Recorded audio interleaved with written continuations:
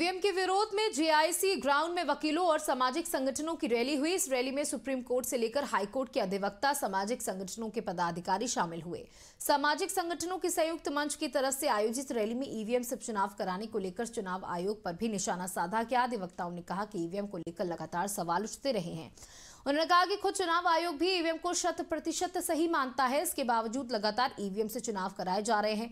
चुनाव आयोग पर सवाल उठाते हुए रैली में आए वक्ताओं ने कहा कि संविधान के खिलवाड़ किया जा रहा है। ऐसे में अब यह जरूरी हो गया है कि ईवीएम की जगह बैलेट पेपर से चुनाव कराया जाए, जिससे कि मतदाता के वोट के अधिकार का सही उपयोग हो सके। आने वाले समय में इस आंदोलन को और तेज किया जाएगा।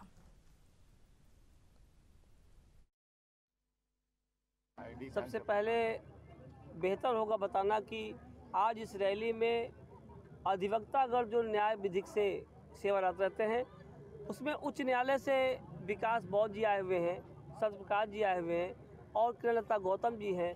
तमाम अधिवक्ता कन्नौज, इटावा और रैया से चलकर यहाँ पर आए हैं। अधिवक्ताओं ने जब ये चिन्हित कर दिया है कि ईवीएम से चुनाव ना हो, तो इस बात को सुप्रीम कोर्ट, हाई कोर्ट भी संज्ञान ले चुका है।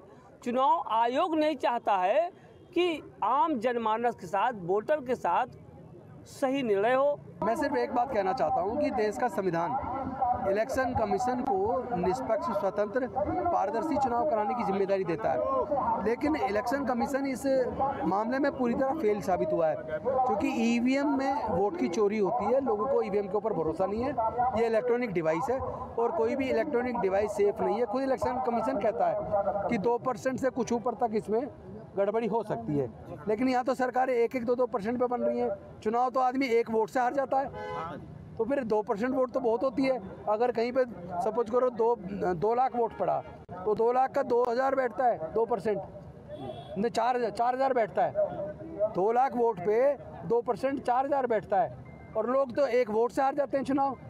तो फिर ईवीएम पे भरोसा क्यों करें? फिर इलेक्शन कमीशन जिद्दी क्यों है कि वो ईवीएम से चुनाव कराएगा? ये तानाशाही सरकार है, क्योंकि इसको वोट की ज़रूरत नहीं पड़ती है। इसलिए ईवीएम से हैकिंग करके जो जिस प्रकार से शासन सत्ता पर बने हुए हैं, लोगों को कुचला जा रहा है। शोषण, अन्याय हम लोग गांव-गांव जाकर देखते हैं, बढ़ गया है।